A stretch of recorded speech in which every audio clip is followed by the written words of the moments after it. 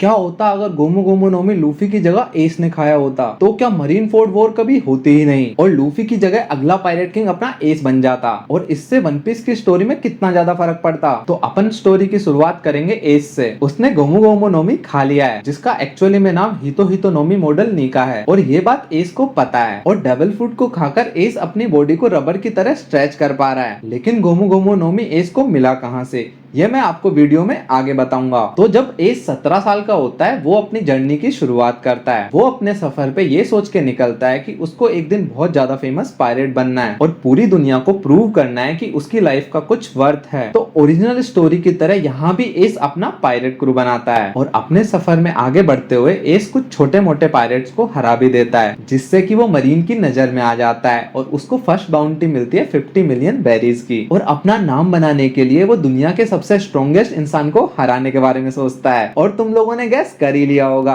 दुनिया का सबसे स्ट्रॉन्गेस्ट इंसान व्हाइट बियर्ड है। तो सबसे पहले वो जिम्बे से लड़ता है और गोमू गोमू नोमी की मदद से वो जिम्बे को हरा भी देता है। लेकिन जिम्बे को हराना एस के लिए इतना ज्यादा इजी भी नहीं होता। और उसके बाद में जब एस व्हाइट बियर्ड से फाइट करता है तो वो बहुत बुरी तरह से हार जाता है और हारने के बाद में एस व्हाइट बियर्ड पायरेट्स को ज्वाइन कर लेता है। तो अब बात करते हैं लूफी की, और यहाँ पर अपन स्टोरी को थोड़ा चेंज करेंगे। तो जब लूफी शंक्स से बात कर रहा होगा, अचानक उसको गोमू गोमू नोमी दिखेगा एंड जैसे ही लूफी उसको खाने वाला होगा, अपना शंक्स लूफी को रोक लेगा, क्योंकि शंक्स ने फ्यूचर साइड से पहले ही देख लिया था लूफी डेविल फ्रूट को खाने वाला है। लेकिन हम जानते हैं कि मिथिकल जोआन डेविल फ्रूट की खुद की विल होती है, तो शंक्स के रोकने के बाद में भी लूफी गोमू गोमू नोमी को खाने की ट्राई करेगा। तब शंक्स लूफी को समझाएगा कि डेविल फ्रूट खाने के बाद में स्विम करने की एबिलिटी खत्म हो जाती है। और यहाँ पर शंक्स बोलता है कि डेविल फ्रूट के बदले मैं तुम्हें तलवार चलाना सिखा दूंगा, और ये सुनकर लूफी मान जाता है। और जब तक शंक्स फूसा विलेज में रहता है, वो लूफी को स्वॉर्ड से फाइट करना सिखा देता है। और हम जानते हैं कि ओडा ने हाकी का कंसेप्ट आगे जाके इंट्रोड्यूस किया था, लेकिन अपन स्टोरी को वापस से लिख रहे हैं, तो कैरेक्टर्स को हाकी भी अभी से दे देंगे। इसका रियल रीजन तुम्हें वीडियो में आगे जाके पता चलेगा। तो शंक्स हाकी की बेसिक नॉलेज भी लूफी को दे देता है और उसके बाद में रिवील होता है शंक्स का मास्टर प्लान। शंक्स फूसा विलेज में एस को ढूंढते हुए आया था, क्योंकि शंक्स को पता था कि रोजर पायरेट्स लाफ टेल पे थोड़ा जल्दी पहुंच गए थे। तो शंक्स चाहता था कि गोल्डी रोजर का बेटा ही नेक्स्ट पायरेट किंग बने। तो जब लूफी की ट्रेनिंग चल रही होती है, शंक्स जाके मिलता है एस से, और जब एस को पता चलता है कि शंक्स इतना ज्यादा फेमस पायरेट है, तो वो अपना नाम बनाने के लिए शंक्स को चैलेंज कर देता है। और बहुत ज्यादा बुरी तरीके से हारने के बाद में उसको भूख लगने लगती है। तब शंक्स उसको गोमू गोमू नोमी खिला देता है और गोमू गोमू नोमी डेविल फ्रूट की रियलिटी भी बता देता है। और कुछ दिनों लूफी एस और साबो को ट्रेन करने के बाद में वो अपने सफर पे निकल जाता है। लेकिन जाने से पहले लूफी शंक्स को अपना रियल ड्रीम बता देता है। तब शंक्स लूफी को स्ट्रॉ हैट देता है और बोलता है कि जब तुम एक ग्रेट पायरेट बन जाओगे, तब ये मुझे वापस कर देना। और उसके बाद में लूफी, साबो और एस साथ में ट्रेनिंग कर रहे होते हैं। तब वन पीस की स्टोरी की तरह ही साबो को ड्रैगन बचा के ले जाता है, लेकिन एस और लूफी को लग रहा होता है कि साबो मर गया। अब यहाँ से रियल स्टोरी स्टार्ट होगी, तो वीडियो को एंड तक जरूर देखना। जब लूफी 17 साल का होता है, तो वो पायरेट किंग बनने की जर्नी पे निकल जाता है और जोरो को कैप्टन मॉर्गन से बचा लेता है एंड जोरो बन जाता है फर्स्ट क्रूमेट। और गोल्डी रोजर के क्रू की तरह यहाँ भी कैप्टन और वाइस कैप्टन दोनों ही स्वॉर्ड्समैन होते हैं। फिर लूफी जोरो को भी सिखा देता है कि हाकी को कैसे यूज किया जाता है। जोरो की 3 स्वॉर्ड स्टाइल लूफी को काफी ज्यादा इंटरेस्टिंग लगती है, इसीलिए वो डेली साथ में प्रैक्टिस करते हैं और अपने सफर में आगे बढ़ते रहते हैं और बगी को काफी इजीली हरा देते हैं। और आगे जाके उस्सप के होम टाउन को कैप्टन कुरो से बचा लेते हैं। लेकिन उस्सप और गोइंग मैरी को लेके वो सांजी के रेस्टोरेंट पे पहुंचते हैं, तो लूफी का सामना होता है डॉन क्रीक से, जिसको अपना लूफी इजीली हरा देता है। लेकिन वहाँ पे मीहोक भी आ जाता है एंड जोरो मीहोक से लड़ने लग जाता है। भले ही यहाँ पर जोरो को हाकी यूज करना आता है, लेकिन फिर भी वो मीहोक से काफी बुरी तरीके से हार जाता है और मीहोक अपनी जोरो की चेस्ट पर वो आइकॉनिक स्कार दे देता है। ये देखकर लूफी को काफी ज्यादा गुस्सा आ जाता है और क्योंकि वो भी एक स्वॉर्ड्समैन है, तो वो मीहोक से लड़ने चले जाता है। पर मीहोक यहाँ पर अपने छोटा वाला चाकू यूज करके भी लूफी को हरा रहा होता है, लेकिन वो नोटिस करता है कि लूफी की फाइटिंग स्टाइल तो शंक्स से काफी ज्यादा मिलती जुलती है। तब मीहोक फाइट को बीच में ही छोड़कर जाने लगता है, लेकिन जाते जाते वो लूफी को एडवाइस देता है कि एक अच्छी सी तलवार खरीद लो, क्योंकि अब तक लूफी एक नॉर्मल स्वॉर्ड यूज कर रहा था। अब इसके बाद में लूफी नामी को आर्लोंग से बचा लेता है। फिर लोक टाउन से लूफी और जोरो न्यू स्वॉर्ड्स लेते हैं, लेकिन यहाँ यहाँ भी लूफी को ढंग की तलवार नहीं मिलती है। बट यहाँ पर जब लूफी की फाइट स्मोकर से होती है तो वो इतनी बुरी तरीके से नहीं हारता। वो स्मोकर को हरा तो नहीं पाता, बट हाके आने की वजह से वो पकड़ा नहीं जाता और यहाँ ड्रैगन को आके लूफी को बचाने की जरूरत नहीं पड़ती है। ड्रैगन दूर से ही लूफी को देख रहा होता है। उसके बाद में straw hat pirates grand line में एंटर करते हैं। वहाँ पर वो क्रोकस और लगून से मिलते हैं। तब क्रोकस लूफी को देता है एस। अरे ये वाला एस नहीं, मैं बात कर रहा हूँ गोल्डी रोजर के तलवार की, जो कि शंक्स क्रोकस के पास छोड़ के गया था, क्योंकि शंक्स बचपन में लूफी को एस नहीं दे सकता था। बिकॉज हम जानते हैं कि स्वॉर्ड भी अपने विल्डर को टेस्ट करती है और बचपन में लूफी इतना ज्यादा पावरफुल नहीं था, लेकिन यहाँ पर एस को मिलने के बाद में लूफी और भी ज्यादा पावरफुल हो जाता है एंड आगे जाके वो चॉपर को वापुल से बचा लेता है। और जब स्ट्रॉ हैट पायरेट्स एलेबास्ता में एंटर करते हैं तो वो मिलते हैं एस से और यहाँ पर एस के साथ में यामाटो भी होती है। अब यामाटो यहाँ पर क्या कर रही है मैं तुम्हें वीडियो में आगे बताऊंगा। एंड इस बार लूफी को क्रोकोडाइल से लड़ने में भी ज्यादा प्रॉब्लम नहीं होती है, क्योंकि लूफी अपनी स्वॉर्ड को हाकी में कोट कर सकता है, लेकिन यहाँ पर क्रोकोडाइल भी हाकी यूज कर सकता है, इसीलिए ये फाइट काफी ज्यादा एपिक होगी। बट एंड में अपना लूफी जीत जाएगा एंड मेरी प्यारी रोबिन को वो बचा लेगा। फिर स्काइपिया आर्क में लूफी की फाइट होगी एनल से। एनल नहीं एनल।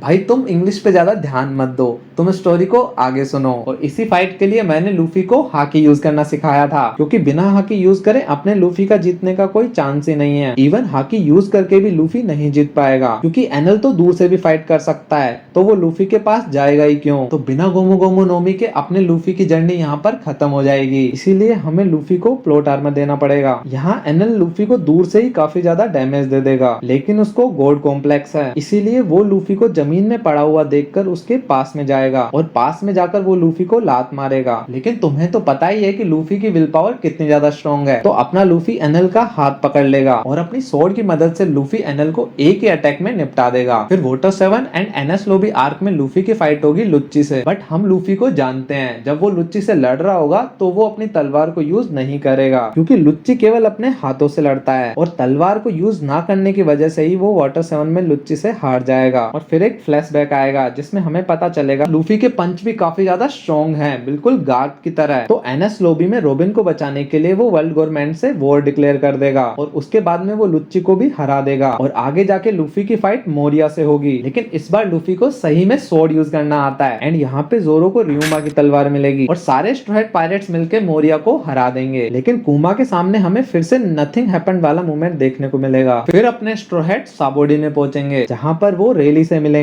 एंड ऑब्वियसली वो लोग किजारू से नहीं जीत सकते, तो यहाँ भी कुमा स्ट्रॉ हैट्स को अलग अलग भेज देगा। अब आगे बढ़ने से पहले वीडियो को लाइक कर दो, चलो टारगेट करते हैं 3000 लाइक्स का। तो अब अपन एस की स्टोरी पे वापस चलते हैं। तो अपना एस सेकंड डिवीजन का कैप्टन बनने से पहले वानो जाएगा, वहां जाके वो टामा से मिलेगा और प्रॉमिस करेगा वानो को बचाने का। और काइडो को ढूंढते हुए वो ओनिगाशिमा में जाएगा और वहां पे मिलेगा वो यामाटो से और थोड़ी देर फाइट करने के बाद में वो दोनों दोस्त बन जाएंगे एंड एस यामाटो को लूफी के बारे में बताएगा और यहाँ पर यामाटो को पता चल जाएगा कि लूफी और गोल्डी रोजर का ड्रीम सेम ही था। और इस पॉइंट पर स्टोरी में थोड़ा चेंज आएगा। एस यामाटो को बोलेगा अगर तुम्हें ओडिन की तरह पूरी दुनिया घूमनी है तो मेरे साथ चलो। यामाटो भी जाना तो चाहती है, लेकिन हथकड़ियों की वजह से वो ओनिगाशिमा से बाहर नहीं जा सकती, तो एस यहाँ पर एडवांस आर्मामेंट हाकी को यूज करके यामाटो को फ्री कर देगा। फिर एस और यामाटो वापस आ जाएंगे और ओडिन की तरह यामाटो भी व्हाइट बियर्ड पायरेट्स को ज्वाइन कर लेगी। उसके बाद में ब्लैक बियर्ड यामी यामी नोमी के लिए व्हाइट बियर्ड पायरेट्स के 4th डिवीजन कमांडर टाच को मार देगा और इस बात को एस कभी भी एक्सेप्ट नहीं कर पाएगा और वो निकल जाता है व्हाइट बियर्ड को पकड़ने और ऑब्वियसली यामाटो भी उसके साथ में ही जाएगी। लेकिन यहाँ पर एस को हाकी यूज करना आता है और उसके पास गोमो गोमो नोमी है, तो अपना एस ब्लैक बियर्ड को कुत्तों की तरह पीटेगा। लेकिन हम जानते हैं कि ब्लैक बियर्ड कितना ज्यादा हरामी है, तो उसके बाकी सारे क्रूमेट्स भी एक साथ अटैक कर देंगे। लेकिन यहाँ पर यामाटो भी है,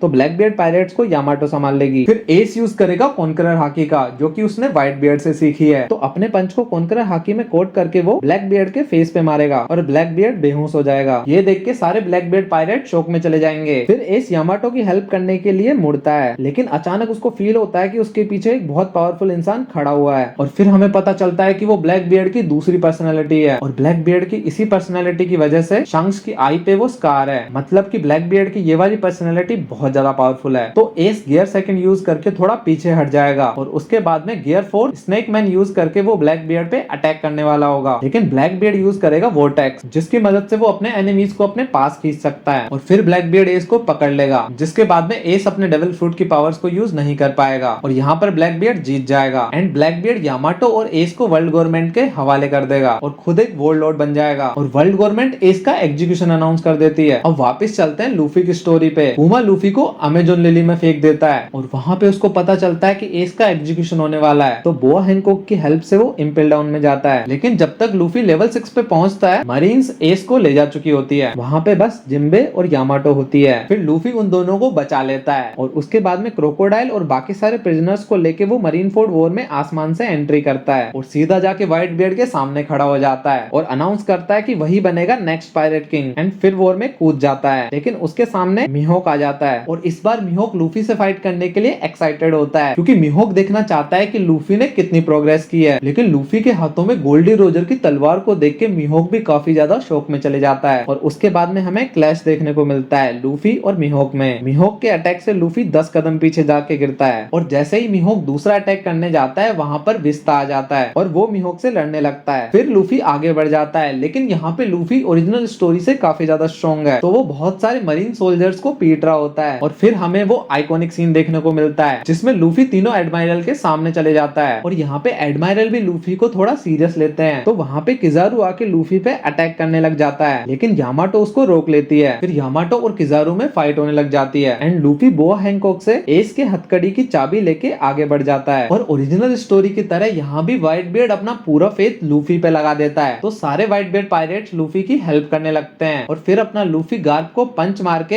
एस के पास चले जाता है, लेकिन वहां जाते ही सन गोकू उस पे अटैक कर देता है। लेकिन लूफी ने कोई डेविल फ्रूट नहीं खाया, तो यहाँ वो इजीली एस को छुड़ा लेता है एंड सारे व्हाइट बियर्ड पायरेट्स खुश हो जाते हैं। वो लोग वापस से पीछे हटने लगते हैं। तब हमें लूफी, एस और यामाटो साथ में देखने को मिलते हैं, लेकिन अकाइनु व्हाइट बियर्ड के बारे में बुरा बोल के एस को भड़का देता है, जिससे एस अकाइनु से फाइट करने चले जाता है। लेकिन यहाँ पर एस भी काफी ज्यादा सही फाइट बैक दे रहा होता है, लेकिन अकाइनु लावा से अटैक करता है, जिससे एस को काफी ज्यादा डैमेज मिलता है। इस बात का फायदा उठाकर अकाइनु लूफी पर अटैक कर देता है और यामाटो भी लूफी को बचाने के लिए टाइम पे नहीं आ पाती है। फिर अपना एस बोलता है गमू गमू नो पिस्टल एंड अपने हाथ पे हाकी को यूज करके वो अकाइनु को मुक्का मार देता है, जिससे अकाइनु दूर जाके गिरता है। क्या लगा था यहाँ भी एस मर जाएगा? भाई स्टोरी तुम्हारा भाई लिख रहा है, तो अकाइनु के हाथों से एस को मैं नहीं मरने दूंगा। अब यहाँ पर लूफी और एस काफी ज्यादा थक चुके हैं और अकाइनु से फाइट कर रहे होते हैं जिम्बे और यामाटो और धीरे धीरे सारे व्हाइट बियर्ड पायरेट्स पीछे हट रहे होते हैं। फिर एंट्री होती है ब्लैक बियर्ड की और ओरिजिनल स्टोरी की तरह यहाँ भी ब्लैक बियर्ड व्हाइट बियर्ड को मार देता है और ये देखकर एस को काफी ज्यादा गुस्सा आ जाता है और एस अपनी कॉन्करर हाकी यूज करके बहुत सारे मरीन सोल्जर्स को बेहोश कर देता है और सीधा ब्लैक बियर्ड पे अटैक कर देता है। लेकिन ब्लैक बियर्ड के साथ में होते हैं लेवल 6 के बहुत सारे प्रिजनर्स और वो सब एस पे एक साथ अटैक कर देते हैं और बड़े ही दुख के साथ कहना पड़ रहा है कि यहाँ भी एस मर जाता है और ये देखकर अपना लूफी बेहोश हो जाता है और यामाटो का भी काफी बुरा हाल हो जाता है। इसका फायदा उठाकर अकाइनु लूफी पे अटैक करने की कोशिश करता है, लेकिन जिम्बे और क्रोकोडाइल मिलकर लूफी और यामाटो को बचा लेते हैं और उसके बाद में जिम्बे यामाटो और लूफी को लेकर लो के साथ चले जाता है और फिर शांग चा के वॉर को रुकवा देता है। जब लूफी की आंख खुलती है तो वो बहुत ज्यादा ट्रॉमा में होता है, लेकिन जिम्बे उसको बताता है कि तेरे पास अभी भी क्रूमेट्स हैं। फिर जाके कहीं अपना लूफी थोड़ा ठीक होता है और उसको बहुत ज्यादा भूख लगी होती है, तो हैंकॉक उसके लिए बहुत सारा खाना लेके आती है। लेकिन जैसे ही लूफी फर्स्ट बाइट लेता है, वो बोलता है कितना ज्यादा बेकार टेस्ट है इसका और फिर हमें पता चलता है कि लूफी ने गोमो गोमो नो में खा लिया। थैंक यू गाइस वीडियो को यहाँ तक देखने के लिए,